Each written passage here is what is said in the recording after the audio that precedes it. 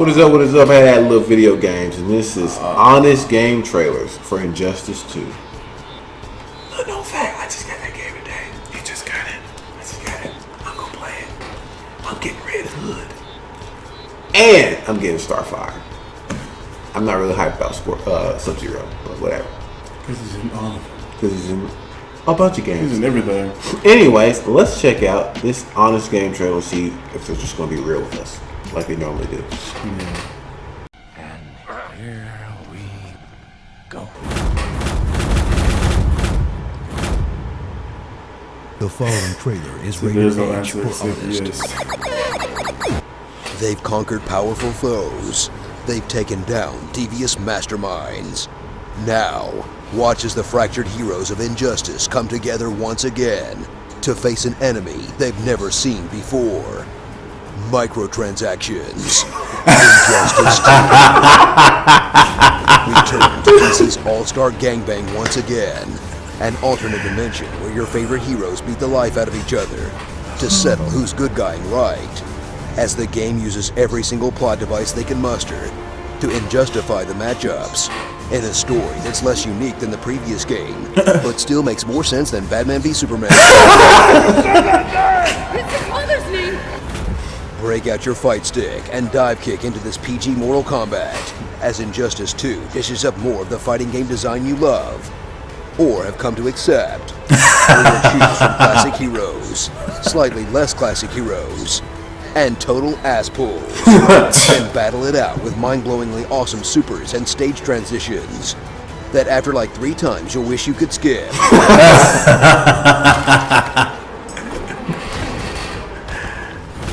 Discover NetherRealm's trademark pile of modes like a story mode that's leagues ahead of the rest of the genre, 1v1, lobbies, tournaments, the super wacky metaverse, joining a guild full of fellow shirtless neckbeards, a terrible mobile game mode you would literally never touch, except for those sweet loot boxes, and finally a ranked mode where you'll get bodied so hard by people who played the last game your controller will light on fire. Watch as NetherRealms takes their most polished game yet and smear it all over it with a bunch of mechanics you would expect in a free-to-play game, as Injustice 2 introduces 4 different types of currency, individual character levels that reward playing forever, and cosmetic items that boost stats, then locks those behind 10 types of blind boxes and random drops, alongside stuff that you actually want, that you'll never get for the characters you play unless you want to spend more of your real money. Oh, wow. A system that makes the game less balanced and more addictive,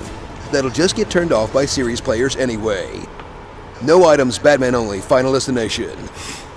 So dust off that super suit, tighten those super buns, and get ready for a solid superhero slugfest that gives you the fan service you need, and the asshole Superman the movies only hint at. Remember in the last game when he melted that kid's head? Good times. Starring Jason Bateman, Super Stalin, Wow. ICP Groupie, Oh, 2000s dang. Britney Spears. Oh, wow. Green is the color of my energy. Only on the CW. Ape Escape. Wonder Sociopath. Static Shock. Go Fast. Super late to the party. Fat Groot. Dr. Octopus. Wow. Really? This guy? Are you sure? Super Skins. And pre-order now. Yep. Super Not Friends. You know, Batman, it was already pretty hard to take your no-killing thing seriously, but you're not even trying anymore. Oh, yeah. Why is SpongeBob the main character when Patrick is a star? Wow. You might have destroyed my magic flute, but you cannot destroy the musical magic that is me, babe. I'm Guybrush Threepwood, mighty pirate. New construction options. I have a craving for plastic. So let's read off random stuff in that voice. Yeah. I'm guessing. Yeah. You Well- did it for everyone. I didn't know that. Anyways, honest movie trailers, game trailers, they're always funny to me. Hilarious. They're funny. They're always funny. They point out them things that we all know is there, but because we enjoy what we're intaking, we kind of Overlook it. we overlook it. Or they'll point out stuff that you might have even subconsciously picked up, but because you enjoy it, you like. We're so used to overlooking stuff or being let down. Like, oh, that movie was great, and then especially the new trend of the comic turned movie. Like, we're so used to being let down that we'll take what we get, even if it's 70%. There's still gonna be those die-hard fans that are like, well, this 30% is why the movie sucked. But we're like, okay, well, I mean, we got it. And you're talking about comic book, and we're actual comic book readers, so Yeah. We got it, so I mean that's cool, and it was decent, like when the first 3 regular Spider-Man came out, everybody was like pointing out 100 and something things wrong with Spider-Man. I'm like, enjoy the freaking movie, or make a better one. If not, shut up. Anyway, Anyway, had one issue. He was getting smashed out by. everybody. He was getting smashed out by that guy. Oh.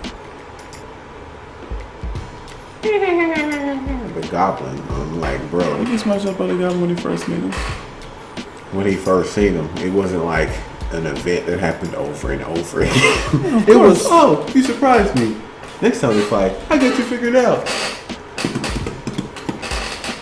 Curse you, Spider-Man! All I want to see for the next part for any Spider-Man movie, but even with the Avengers, is them 6 backflips and stop on the wall. Maximum. I promise I will lose it. I want to see the Maximum Spider. That's it. I promise. Even the one from Marvel's Capcom 3, I like that one too, where he webs you up and then kicks you through the web. I'm like, that actually takes a lot of strength. So you'd be dead because this web is strong as hell. Not gonna happen. Anyways, I like honest trailers. Maximum Spider. 100%. Like I said, I've watched stuff that they've done, and it's like, yeah, I knew that was there, but since I liked it, I just kind of was like. But then again, also as I've gotten older with some things, I just call it out now. Period. I'm still gonna watch it unless it just gets way too obvious. Like why I don't watch the new Flash show, because he falls all the time. And it just got too annoying for me to be like, I'm still gonna watch this show. Well, he's goofy, so he's gonna. Goofy usually comes with a clumsy. No, he's Barry Allen. Yeah, he might have fell a few times starting off, but it's like even now. I watched a clip of like one of the previous episodes, and someone did something, and oh no. And I'm like, so you only think you're fast in your legs. It's what the CW Flash apparently represents. Because the he person still gets hit. Because the person created a dust cloud while he was running. So instead of what Flash would normally do, which is hey, I can still see and run. It was, oh no.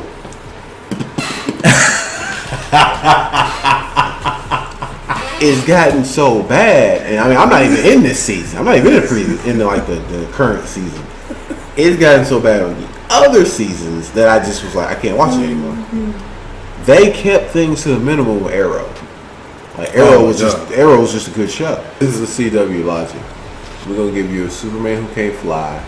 We're gonna give you a Flash that always falls. We're gonna give you a super duper insecure Supergirl. Yeah, I couldn't get into Supergirl. We're gonna give you a pretty blonde with superpowers, and she's insecure. Okay. You always want to sit in the spotlight for me. Is that it? You're freaking Supergirl. Chill the hell out. And you basically just have a good Arrow. That's it. Oh, and a good Gotham.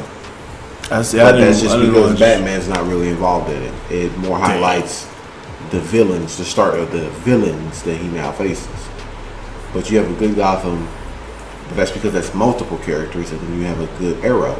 And that's because, to me, it's just, you didn't give him any of that. You didn't give him that one super blaring flaw. He has flaws, basically, like a regular person. Like a regular person. You don't have one blaring flaw that's always evident. Like, it's like in your face. Yeah, it's like, Please, I want to fight you. It's, hey, What? I'm just going to throw some marbles on the floor. I can't run on marbles. I'm always falling. It's stupid. Marbles. Bro, there was only one My weakness. episode of Flash. I'm gonna say that and I'm gonna get off here. There's only one episode of Flash where I was like, oh snaps, like this is real deal stuff. And it's when two villains, Weatherman and the Trickster, came together, and the Trickster played Santa Claus in the mall, and he was handing out gifts. The bombs. Yeah, and telling kids don't open it up until Christmas. Yeah. So there was bombs throughout the entire Whole city. And They then had to Weatherman find was every like, single one of them. yeah, Weatherman was like, you gonna let me beat you down, or we're gonna set them bombs off. And I was like, that is what this show needs more of. Basically, most of Flash's villains can't take Flash. Period. But when they come together with plans like that, it's awesome. Anyway, that's what I'm doing for this reaction. Like I said, it's always good to keep things honest. That's what honest trailers do. Support your boy on Patreon. Like the video. Give us your thoughts and opinions. If you're biased about this type of stuff, we'll probably just ignore you. But you can still voice your But you opinion. can still voice your opinion. Like Phil says. I'm Nixon. Phil. Peace. Peace.